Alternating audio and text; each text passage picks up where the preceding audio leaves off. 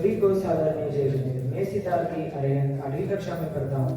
श्री भगवान महावीर सिद्धायतन की तीसरी सैद्धांतिक गोष्ठी का आयोजन किया जा रहा है। आज के इस गोष्ठी का मुख्य अतिथि श्री प्रकाश मुर्गी एवं सौभाग्यवती भारती प्रकाश मुर्गी मंच पर आए और अपना स्थान ग्रहण करें। सभी लोग जोरदार तालियां बजाकर उनका स्वागत करें।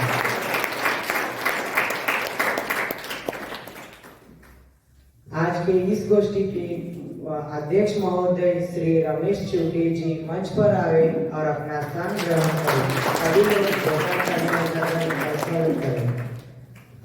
आज के इस गोष्ठी के उपाध्यक्ष महोदय श्री सौभाग्यवती सुनंदा रमेश चिवटे जी मंच पर आए और अपना स्थान ग्रहण करें। सभी लोग जोरदार तालियां बजाकर उनका स्वागत करें।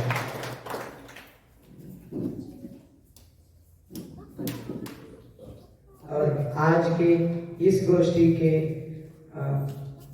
विशिष्ट अतिथि सुधर्म शास्त्री और निर्मला भागिया जी मंच पर आए और अपना स्थान ग्रहण करें। सभी लोग जोरदार तालियां बजाकर उनका स्वागत करें।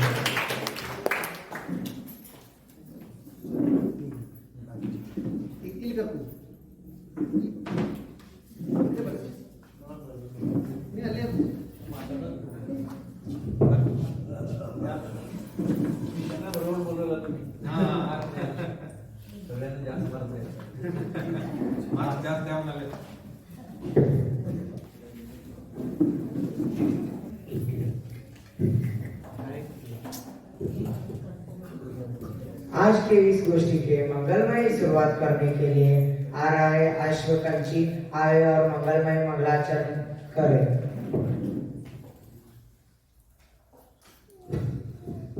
ओम नमः सिद्धेभ्यः। ओम नमः सिद्धेभ्यः। ओम नमः सिद्धेभ्यः। नमो अरहन्तानं नमो सिद्धानं नमो आर्यानं नमो वज्रायानं नमो लोहे सवसावनं। मंगलम भगवान वीरो मंगलम गौतमो गणी मंगलम कुंद कुंदाव्यो जैन धर्मोस्तु मंगलम।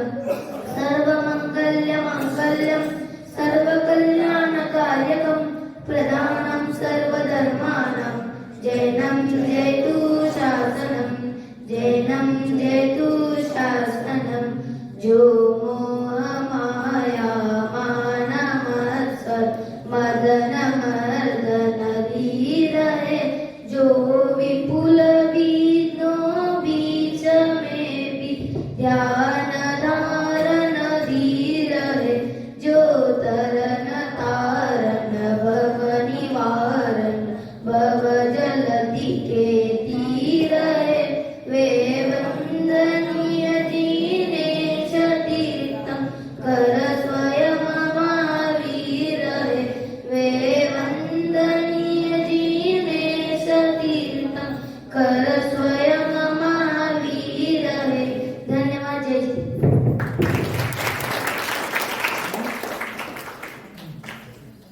धन्यवाद भाई अशोक, जिन्होंने बहुत ही सुंदर तरीके में मंगलमय मंगलाचरण किए। इस गोष्ठी के प्रथम वक्ता के रूप में आ रहे सिद्धार्थी स्वयं, जिनका विषय है नमोकार महामंत्र, और इसके बाद तैयार रहना सिद्धार्थी अरहत, जिनका विषय है चार मंत्र।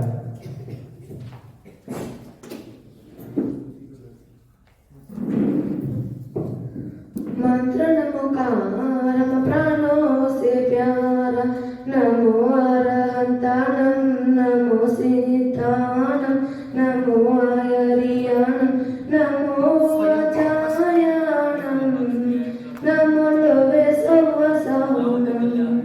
मंत्र नमोकार प्राणों से प्यारा। ओम नमः सिद्धेभ्यः। सभी को सादर जय जय। मैं सिद्धार्थी स्वयं 7वीं कक्षा में पढ़ता हूँ। आज इस गोष्ठी का मेरा विषय है नमोकार महामंत्र। नमोकार महामंत्र अनादि अनंत है, फिर भी इसको में कहा जाता है कि नमोकार महामंत्र 2000 वर्ष पहले कहा गया था। आचार्य भूतबली और आचार्य पुष्पदत्त ने मंगलाचरण के रूप में नमोकार महामंत्र लिखा है। इस पोम में दिगंबर जैन परंपरा में लिखित रूप में एक पहला शब्द था और है नमोकार महामंत्र। नमोकार महामंत्र में हम पंच परमेश्वर को नमस्कार करते हैं। वे अरहंत, सिद्ध, आचार्य, उपाध्याय और सर्वसाधु। नमोकार महामंत्र में हम नमोकार महामंत्र के 5 नाम भी है। वे महामंत्र, मूल मंत्र, अनादि निधन मंत्र, पंच नमस्कार मंत्र और शाश्वत मंत्र। नमोकार महामंत्र गाथा चंद में लिखा गया है। नमोकार महामंत्र प्राकृत भाषा में लिखा गया है। नमोकार महामंत्र षटखंडागम ग्रंथ में लिखा गया है। और षटखंडागम के रचयिता कौन है और कब बने? षटखंडागम के रचयिता आचार्य पुष्पदत्त एवं भूतबली जो आचार्य कुमकुम से भी पहले बने हैं। पंच नमस्कार मंत्र पापों को नाश करने वाला है तथा सर्वमंगल में प्रथम मंगल है। उसे कहते हैं हे सो पंच नमो यारो सर्वो पाव प्रणाशनो मंगलालं च सवेसे मनम हुई मंगलम। इसके पठन से पुण्य का बंद हो जाता है और नमोकार महामंत्र का अपमान करने से नीच गति का और नरक गति का बंद हो जाता है। किसका बंद हो जाता है? नीच गति का और नरक गति का बंद हो जाता है। नमोकार महामंत्र का पठन कभी भी, कोई भी, कहीं भी आत्मसम्मत होकर करना चाहिए कहकर कहा भी है। नमोकार मंत्र में ओम में श्री लगाने से क्या होता है? नमोकार मंत्र में ओम में श्री लगाने से मूल मात्र, अक्षर एवं मात्राएं की सिद्धि होती है। नमोकार मंत्र से ओम कैसे बनता है?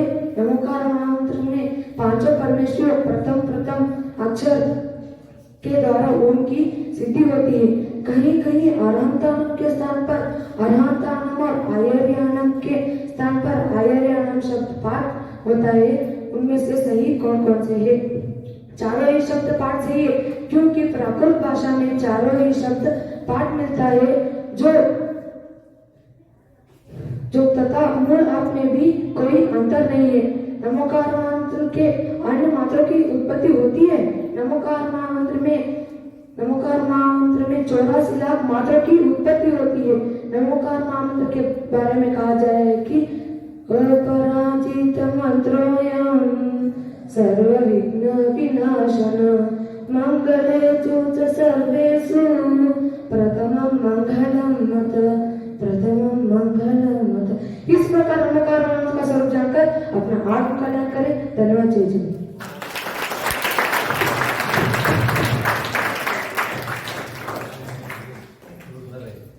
धन्यवाद भाई स्वयं। अगले वक्ता के रूप में आ रहे सिद्धार्थी अरहन जिनका विषय है 4 मंगल।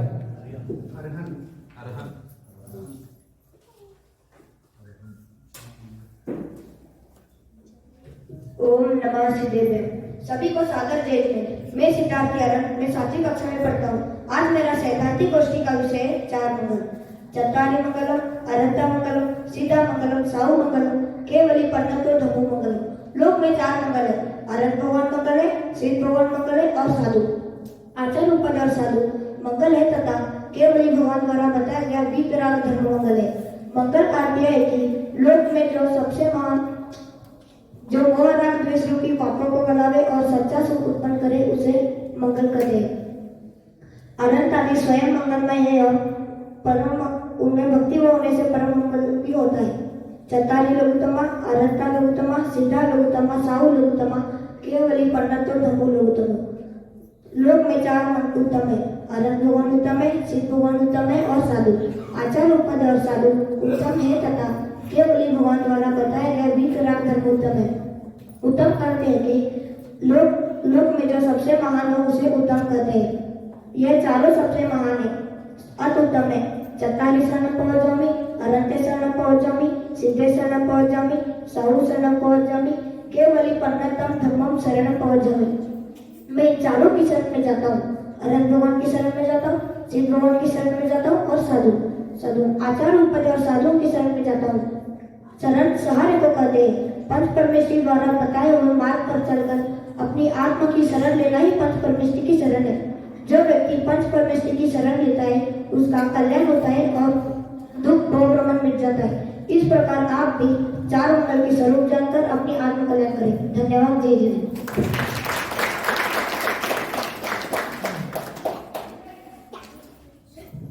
धन्यवाद भाई अरहन। अगले संचालन के रूप में आ रहा है श्रवण।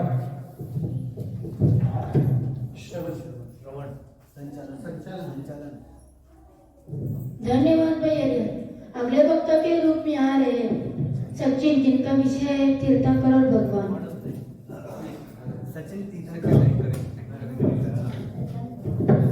ओम नमः सिद्धेभ्य। सभी को सादर जय जिनेन्द्र। मैं सिद्धार्थ सचिन, मैं 7वीं कक्षा में पढ़ता हूँ। आज इस गोष्ठी में मेरा विषय है तीर्थंकर और भगवान। 24 तीर्थंकर होते अजित संभव अभिनंदन सुमति पद्म सुपा सुजिनरा चंद्र पुष्प शीतल श्रेया सजिनवास पूज पूजित सुरा विमल अनंत धर्म जस उज्ज्वला शांति कुंतर मल्लिमना मुंसरत नामिने प्रभु वर्तमान पद पुष्प सरा। जो धर्मतीर्थ का उपदेश देते समोशरण आदि विभूति से युक्त होता है और जिनका तीर्थंकर का नामकरण का महापुण्य उदय होता है उसे तीर्थंकर कहते हैं। 24 तीर्थंकर में 3 तीर्थंकर का नाम एक से अधिक है। वे है पहले तीर्थंकर का नाम 2 है, ऋषभदेव और आदिनाथ। 9वें तीर्थंकर का भी नाम 2 है, पद्मनाथ और सुविधिनाथ। और 24वें तीर्थंकर का नाम 5 है, वर्धमान, वीर, अतिवीर, संपत्ति और महावीर। 24 तीर्थंकर में 5 बाल ब्रह्मचारी वासुपुज, मल्लिनाथ, नेमिनाथ, पार्श्वनाथ और महावीर। 24 तीर्थंकर में 3 तीर्थंकर का नाम 3 तीर्थंकर 3 पद है। वे 3 पद है तीर्थंकर चक्रवर्ती और कामदेव। वे 3 तीर्थंकर है शांतिनाथ, कुंतुनाथ और रघुनाथ। भगवान किसे कहते हैं? जो मोक्ष तो है लेकिन जिनका तीर्थंकर का नामकर्म का उदय नहीं होता है उसे भगवान कहते हैं। तीर्थंकर और भगवान में जो अंतर है वे आपके सामने बताना चाहता हूँ। 24 ही तीर्थंकर होते हैं, भगवान अनंत होते हैं। तीर्थंकर का चिन्ह सहित होता है, भगवान का चिन्ह रहित होता है। तीर्थंकर का जन्माभिषेक होता है, भगवान का नहीं होता है। तीर्थंकर का खून सफेद होता है, भगवान का खून सफेद नहीं होता है। तीर्थंकर जन्मने से पहले उनकी माँ को 16 सपन आते, पर भगवान जन्मने से पहले उनकी माँ को 16 सपन आते नहीं। इस प्रकार तीर्थंकर और भगवान में अंतर होता है। तीर्थंकर और भगवान को जानने से क्या लाभ हुआ? इन्हें उपदेश समझकर उस पर चलने से हम भी भगवान बन सकते हैं। इस प्रकार आप सभी भगवान बने, इस मंगल भावना से मैं अपनी बात समाप्त करता हूँ। धन्यवाद। जय जिनेन्द्र। धन्यवाद भाई सचिन।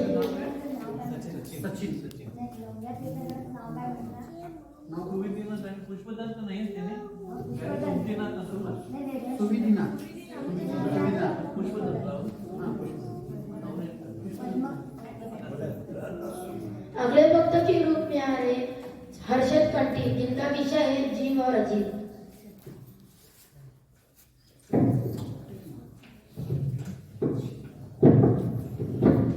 सभी को सादर जय जिनेन्द्र। मैं सिद्धार्थ हर्षद। आज के इस गोष्ठी में मेरा विषय है जीव अजीव। जीव नहीं जानते, तुम जीवित हो। जो ज्ञाता दृष्टा है वह जीव है, जिसमें ज्ञान है जो जानता है वह जीव है। और अजीव जिसमें ज्ञान नहीं है, जो जान नहीं सकता वह अजीव है। जैसे हमारा शरीर जीव है, वैसे जैसे हम तुम जानते हैं अतः अजीव है। हीरा सोना चांदी नहीं जानते अतः अजीब है। जीव सुख का दुख का अनुभव करते हैं, अजीब में सुख दुख नहीं होता। हम सुख दुख का अनुभव करते हैं अतः अजीब है। टेबल कुर्सी सुख दुख का अनुभव नहीं करते हैं अतः अजीब है। आंख देखते हैं, कान सुनते हैं, तो हमारा शरीर जीव हुआ ना? नहीं भाई, आंख थोड़े देखते हैं, कान थोड़े सुनते हैं। देखने सुनने वाला इसे अलग कोई जीवात्मा है। इसलिए तो कहते हैं कि शरीर अजीब है और आंख कान आदि शरीर के हिस्से है, अतः वे भी अजीब है।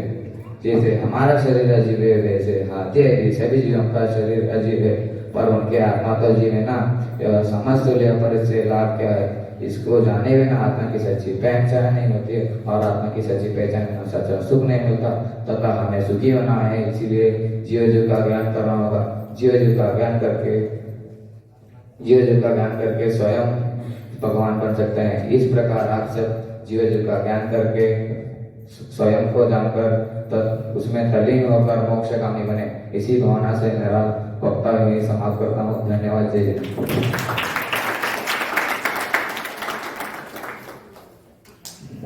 धन्यवाद भाई हर्षद। अगले वक्ता के रूप में आ रहे सुकृत भैया। जिनका विषय है 5 परमेष्टि का स्वरूप।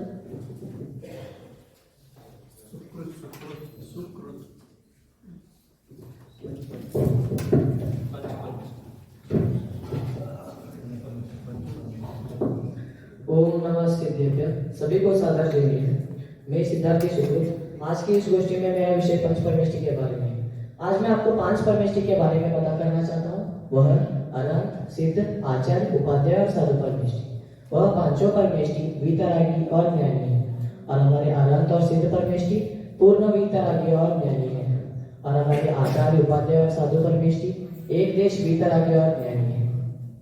वह पांचों परमेष्टि वीतराग मार्ग पर चलने वाले हैं। और हमारे अनंत परमेष्टि 4 घाती कर्मों को नाश किए हैं। वह ज्ञानावरण, दर्शनावरण, मोहनीय और अंतराय। और वह रसपन त्याग कर, मुनि धर्म अंगीकार कर, निज स्वभाव साधना द्वारा 4 घाती कर्मों का क्षय किए हैं। और उनका दूसरा भी परिभाषा है। वह जो 4 घाती कर्मों को नाश किए हैं, 4 चतुष्टय को भी प्राप्त किए हैं, जो वीतरागी सर्वज्ञ हितोपदेशी करते हैं, उन्हें अरहत परमेष्टि कहते हैं। अरहत परमेष्टि के 46 मूल गुण भी होते हैं। 46 यानी 46। सिद्ध परमेष्टि जो अरहत बनने के कुछ समय पर समस्त अन्य द्रव्य का संबंध छूट जाने पर सब मुक्त हो जाते हैं। लोक के अग्र भागों में किंचित नो पुरुषाकार विराजमान होने पर उनके द्रव्य कर्म, भाव कर्म और नो कर्म का अभाव होने से समस्त आत्मिक गुण प्रकट होने पर सिद्ध बनते हैं। और सिद्धों के 8 मूल गुण होते हैं। आचार्य परमेष्टि जो गुरुओं में सर्वश्रेष्ठ होते हैं, संघ में पठन पाठन के अधिकारी भी होते हैं, जिनके ऊपर संपूर्ण संघ का दायित्व होता है, उन्हें आचार्य परमेष्टि कहते हैं। और आचार्य परमेष्टि के 36 मूल गुण होते हैं। 36 यानी 36। उपाध्याय परमेष्टि जो चारित्र का पालन करते हुए संघ में पठन पाठन के अधिकारी भी होते हैं, जो मुनिराजों के अतिरिक्त श्रावकों को भी जीवनी का अध्ययन कराते हैं तथा 11 अंग और 14 अपूर्व के ज्ञाता होते हैं और वर्तमान शास्त्र के ज्ञाता होते हैं, उन्हें उपाध्याय परमेष्टि कहते हैं। और उनके 25 यानी 25 मूल गुण होते हैं। साधु परमेष्टि जो सम्यक दर्शन, ज्ञान, चारित्र की साधना करते हुए समस्त आरंभ और परिग्रह से रहित होते हैं और पूर्ण नग्नदारी के साथ सदा ज्ञान में लीन होते हैं, उन्हें साधु परमेष्टि कहते हैं। और साधु परमेष्टि के 28 मूल गुण होते हैं। 28 यानी 28। इस प्रकार आप सभी लोग पंच परमेष्टि के स्वरूप जानकर आपका आत्म कल्याण कीजिए। ये मंगल भावना से मैं मेरा विषय समाप्त करता हूँ। धन्यवाद। जय श्री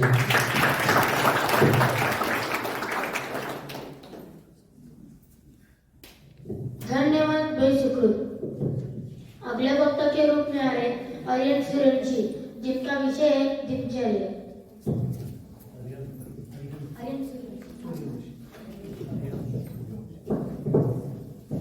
ओम नमः सिद्धेभ्य। सभी को जय जिनेन्द्र। मैं सिद्धार्थी आर्यन में 7वीं कक्षा में पढ़ता हूँ। आज की इस गोष्ठी में मेरा विषय दिनचर्या है। मैं आपको कुछ वाक्य बताना चाहता हूँ। हमें प्रत्येक काम समय पर करना चाहिए और प्रतिदिन की दिनचर्या बना लेना चाहिए और उसके प्रत्येक कार्य को निपटना चाहिए और प्रतिदिन की दिनचर्या बना लेना चाहिए। फिर उसके अनुसार अपना दैनिक कार्य भी निपटाना चाहिए। प्रत्येक बालक को चाहिए कि सूर्योदय होने के पूर्व अपना बिस्तर छोड़ दे और सबसे पहले 9 बार नमोकार मंत्र का जाप करे और थोड़ी देर आत्मा के स्वरूप का विचार कर अपना मन शुद्ध करे। जिस तरह बाहर की गंदगी हमारे शरीर को गंदा कर देती है, उसी प्रकार मोह राग द्वेष आदि विकार भाव हमारा मन आत्मा को गंदा कर देती है। उसी प्रकार मोह राग द्वेष विकार भाव से हमारा मन आत्मा गंदा हो जाता है। स्नान मंजन आदि द्वारा हमारा देह साफ हो जाती है। उसी प्रकार आत्मा और परमात्मा का चिंतन से हमारा मन आत्मा पवित्र होता है। हमें अंतर और बाहर दोनों की पवित्रता पर ध्यान देना चाहिए। शौच आदि से निपट कर मंजन कर में स्नान करें तथा शुद्ध साफ धुले हुए कपड़े पहनकर मंदिर जी में देव दर्शन करने जाना चाहिए। उसके बाद ही अल्पाहार दूध नाश्ता लेकर यदि स्कूल और पाठशाला का समय हो तो चले जाना चाहिए, नहीं तो घर पर ही बैठकर ध्यान करना चाहिए। सुबह का भोजन भी यथा समय 10-11 बजे शांतिपूर्वक करना चाहिए। शाम को भी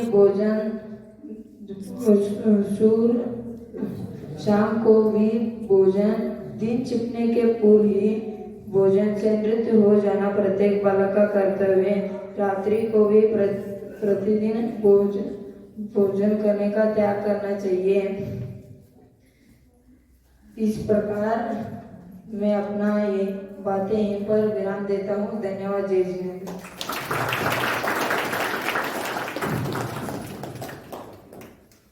धन्यवाद भाई अजय। अगले संचालन के लिए आ रहे हैं अर्पित।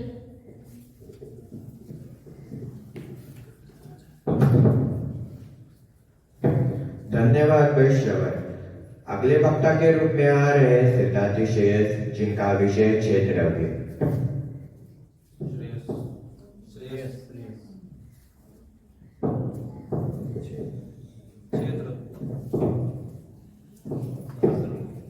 ओम नमः सिद्धिव्य।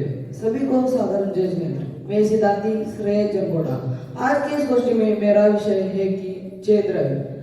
द्रव्य किसे कहते हैं? गुणों के समूह को द्रव्य कहते हैं। वे 6 प्रकार के जीव, पुद्गल, धर्म, अधर्म, आकाश और काल। तो क्या द्रव्य में अजीव नहीं है? जीव को छोड़कर बाकी सब अजीव ही तो है। जिसपे ज्ञान पाए जाए वे ही जीव है, बाकी सब अजीव है। जब द्रव्य 6 प्रकार के हैं तो हमें दिखाई केवल पुद्गल ही क्यों देता है? क्योंकि इंद्रिय रस रूप आदि को ही जानती है और आत्म आदि अस्त्य अरूपी है। अतः इंद्रिय अनेक ज्ञान में निमित्त नहीं है। जिस प्रकार जल में मछली चलने में निमित्त हो, उसी प्रकार गमन पूर्वक चलने वाली जीवों और पुद्गलों को चलने में जो निमित्त हो वही धर्म है। तथा जैसी वृक्ष की चाय आदमी को ठहराने में निमित्त हो, उसी प्रकार गमन पूर्वक ठहराने वाले जीवों और पुद्गलों को ठहराने में जो निमित्त हो वही अधर्म द्रव्य है। आकाश तो अरूप है, जिसमें कोई रंग नहीं होता। सब द्रव्य को रहने में निमित्त हो वही आकाश हो। ये आकाश ऊपर है ना, यह तो सब जगह है। ऊपर, नीचे, अगल में, बगल में, दुनिया की ऐसी कोई जगह नहीं है आकाश न है। सब द्रव्य आकाश में ही तो है। काल तो समय को ही कहते होंगे। यह कुछ और बात है भाई। काल का दूसरा नाम समय भी है। काल द्रव्य जगत के समस्त पदार्थों के परिणमन में निमित्त मात्र होता है। असंख्या की अपेक्षा धर्म, अधर्म और आकाश तो एक एक ही है। काल द्रव्य असंख्यात है। जीव द्रव्य अनंत है। पुद्गल जीवों से भी अनंत है, अर्थात अनंतानंत।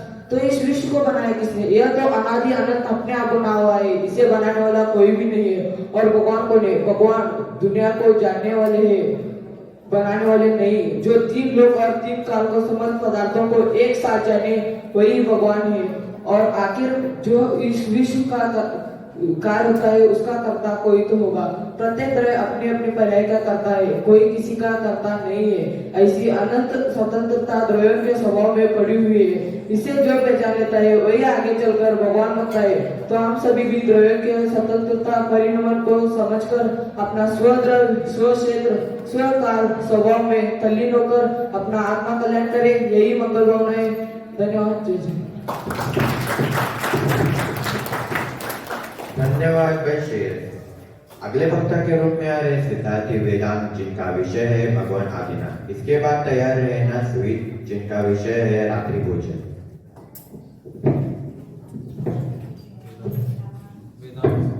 ओम नमः सिद्धेभ्य। सबको सादर जय जय। मैं सिद्धार्थी वेदांत, मैं 7वीं कक्षा में पढ़ता हूँ। इस गोष्ठी का मेरा विषय है भगवान आदिनाथ। उनका जन्म अयोध्या नगरी में हुआ है।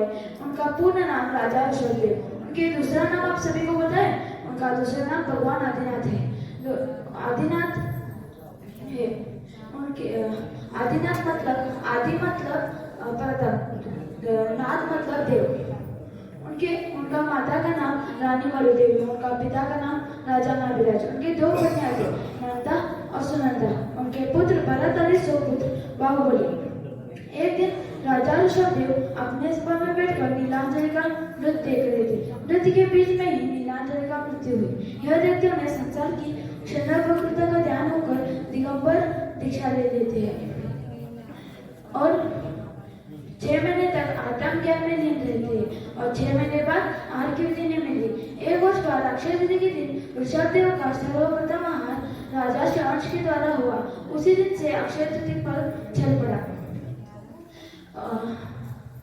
ऋषभदेव 1000 वर्ष तक आत्म ज्ञान में लीन रहे थे और आत्म तल्लीनता की दशा में उन्हें केवल ज्ञान प्राप्ति हो गए और वितरागी सर्वज्ञ बन गए। अर्थात तथा दिव्य ध्वनि द्वारा तत्वोपदेश देने लगे, जिससे बहु जीवों का भी मुक्ति का मार्ग हो।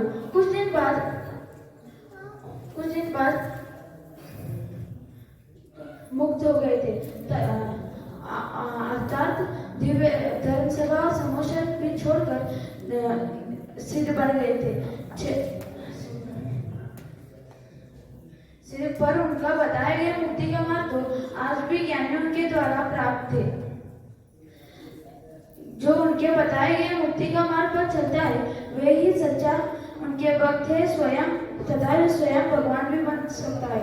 इस प्रकार हमें और आप सभी को उनके अनंत देव भगवान आदिनाथ के जीवन को समझकर स्वयं भगवान बनना चाहिए। इस मंगल भावना से मेरा स्थान समापन करूंगा। जय जय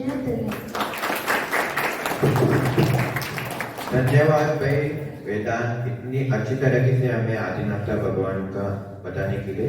अभी आ रहे हैं स्वीट, जिनका विषय है रात्रि भोजन। इसके बाद तैयार रहना प्रज्वल, जिनका विषय है सदाचार।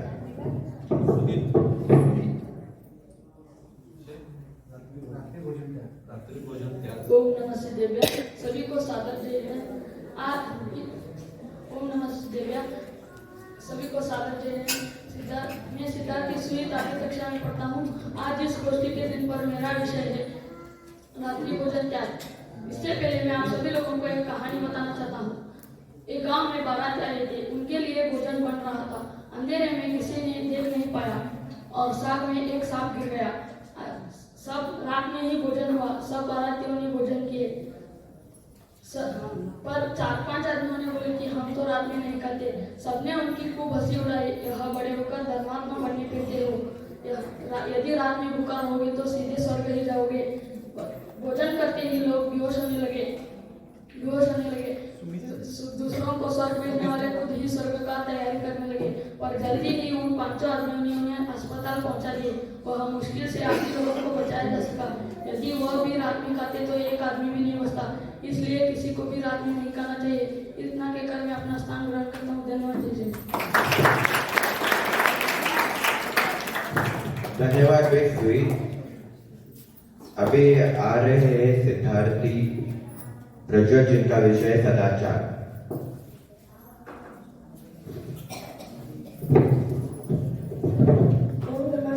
सभी को सादर जय जय। मैं सिद्धार्थ प्रज्वल आठवीं कक्षा में पढ़ता हूँ। आज की गोष्ठी के मेरा विषय है सदाचार। हमें कोई भी चीज बाजार में नहीं करना चाहिए और आने की चाट कोई भी खाने की चीज नहीं। अनुत अभक्षित, जो खाने की योग सो अभक्षित, जो खाने की योग नहीं सो अभक्षित। एक तो कहते हैं कि अपने आप को कितनी पवित्र बनाओ, अवश्य की भाव इच्छा आवेगी। अवश्य की आप आशा मत करो। तो महाराज कहते हैं कि अवश्य खाने के और खाने के भाव से अपने आत्मा पता करता है।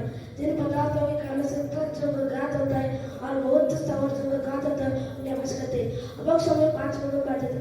रसघात, बहुघात, अनुप्रसेवे, नशेकाय, रसघात मतलब क्या है? जिन पदार्थों के खाने से जो घात होता है उन्हें रसघात कहते हैं।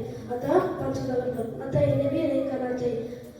बहुघात मतलब क्या है? जिन पदार्थों के खाने से अनंत स्थावर तत्वों जैसे आलू, प्याज, गाजर आदि पदार्थों खाने में निकोटिया जीव रहता है। उनको खाने से और खाने के भाव से अपने आत्मा जीवों का हिंसा होता है।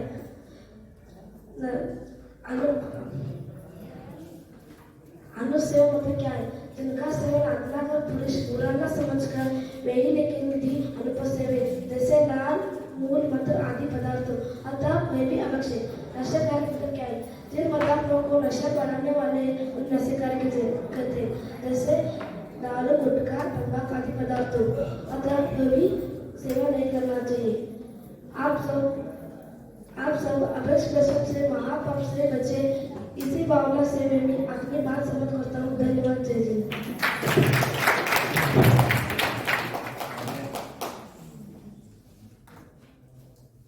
हेलो। धन्यवाद भाई प्रज्वल। अभी आ रहे सिद्धार्थी स्वयं जिनका विषय आर्यन और सिद्ध परमेष्टि का परिचय।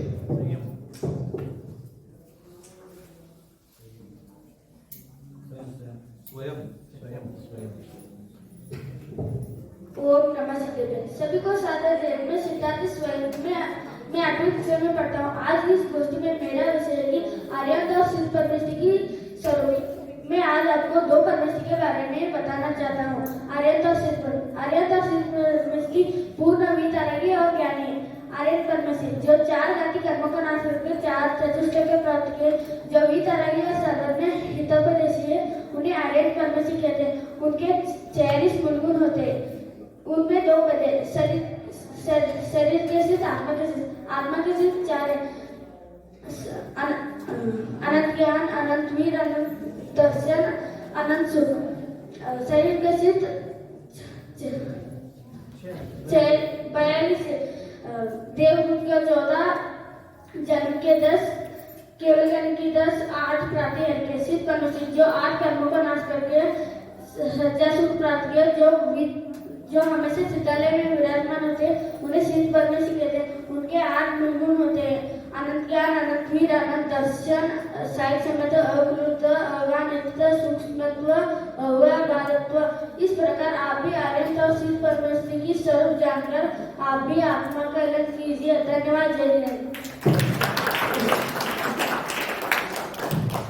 धन्यवाद भाई स्वयं। आगे के संचालक के रूप में आ रहा है श्रेयस।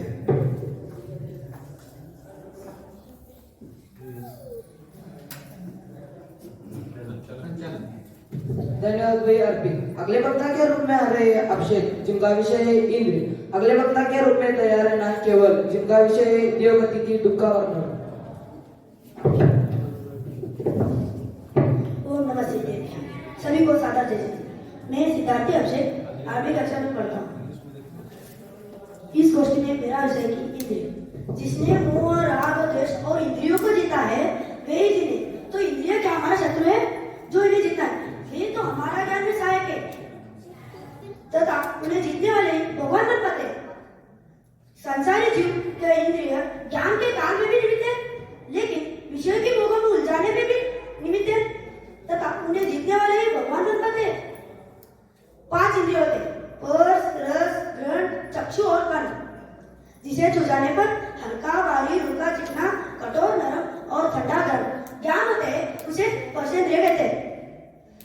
इंद्रिय तो निमित्त मात्र है। जिस प्रकार जैसे खट्टा, मीठा, कड़वा, कसायला और चरपरा स्वाद जाने जाता है, उसे रसनेंद्रिय कहते हैं। जीभ को रसनेंद्रिय कहते हैं। जैसे हम सुनते हैं वे तो नाके, उसे ग्रहण इंद्रिय कहते हैं। यह सुगंध और दुल्हन के ज्ञान में निमित्त होता है।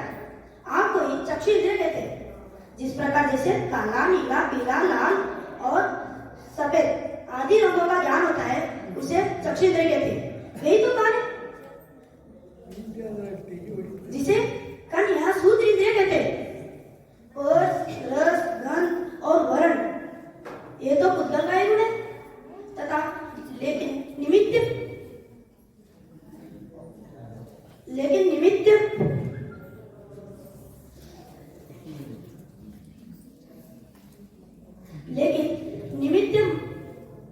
सिर्फ पुद्गल का ही गुण है। आत्म का ज्ञान तो हुआ नहीं। आत्म तो अंतर्मुख चैतन्य पदार्थ है। जिस प्रकार उसमें स्पर्श, रस, गंध और यही तो नहीं तथा इंद्रिय उसके जानने में निमित्त नहीं हो सकता। इस प्रकार इंद्रियों के स्वरूप समझकर इंद्रियों से निवृत्त हो, अपने स्वभाव में तल्लीन हो, यह मंगल भावना से मेरा विराम करता हूँ। धन्यवाद। जय हिंद। अगले धन्यवाद भाई अभिषेक। अगले वक्ता के रूप में आ रहे केवल, जिनका विषय है देवगति की दुख का वर्णन। अगले वक्ता के रूप में तैयार है ना ओम, जिनका विषय है श्रावक के अष्टमूल गुण।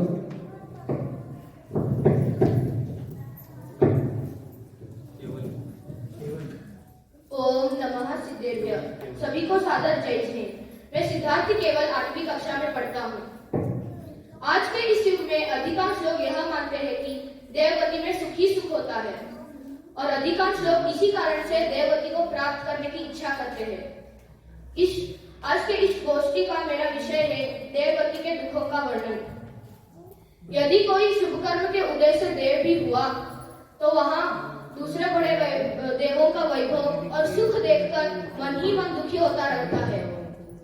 जब देवों के किसी देवी का मरण होता है तब इष्ट वियोग का महादुख होता है और जब अपना मरण काल आता है तब वियोग का दुख होता है। अगर कोई जीव कदाचित वैमानिक देव भी हुआ तो वहां भी सम्यक के बिना अपना आत्मिक शांति नहीं प्राप्त कर पाता तथा अंत समय में मंदार माला मुरझा जाने से, आभूषण और शरीर की कांति क्षीण हो जाने से मृत्यु को निकट आया जानकर महान दुख होता है और अर्थ ध्यान करके हाय हाय करके फिर मर जाता है। फिर एकेंद्रिय जीव यानी कि तिर्यंश गति में जन्म लेता है। देवगति में शारीरिक कष्ट तो नहीं होते मगर मानसिक कष्ट बहुत ज्यादा होते हैं। देवगति में हम दान नहीं कर सकते, महाराज जी का दर्शन नहीं कर सकते, उनको आहार भी नहीं दे सकते और इसी कारण से तो हम मनुष्य गति में पुण्य कमा रहे हैं। देवगति के दुखों का वर्णन जानकर पंडित दौलत राम जी छड़ाला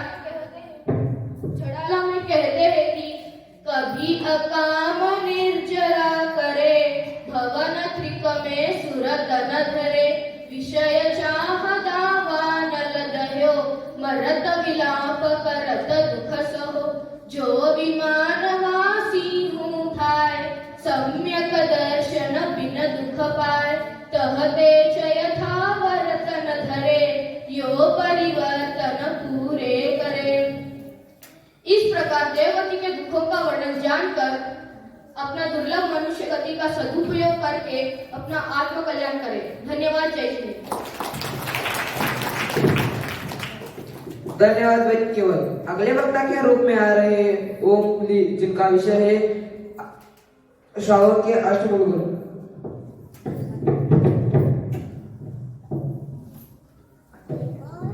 ओम नमः सिद्धेभ्यः।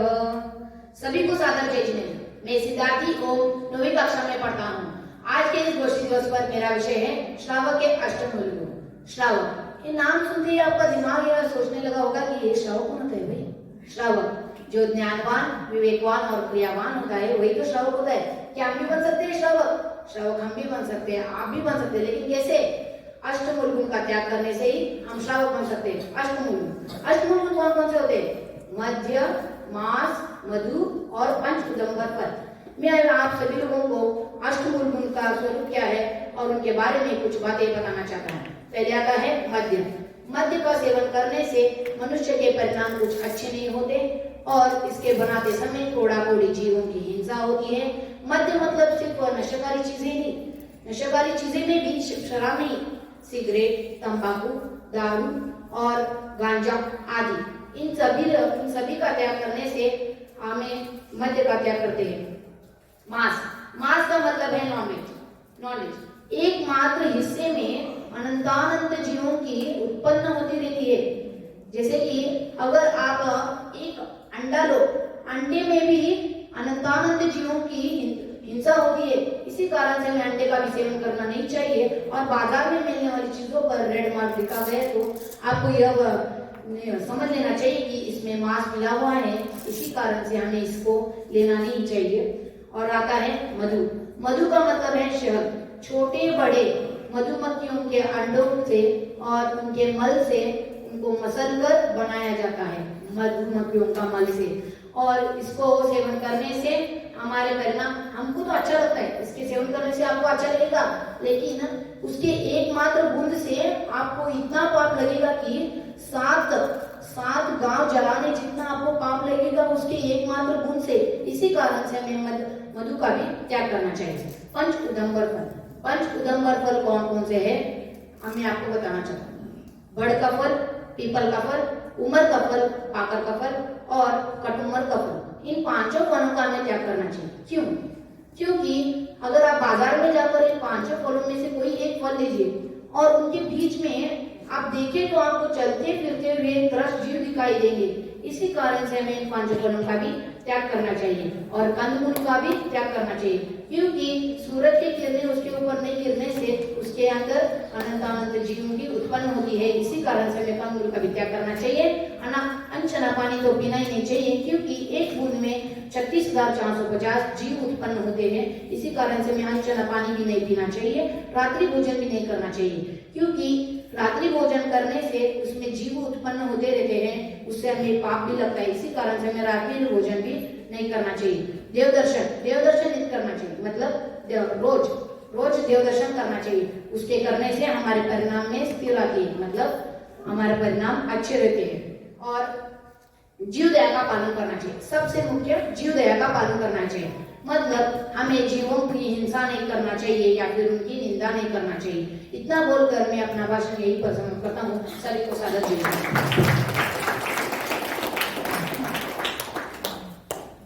धन्यवाद भाई ओम।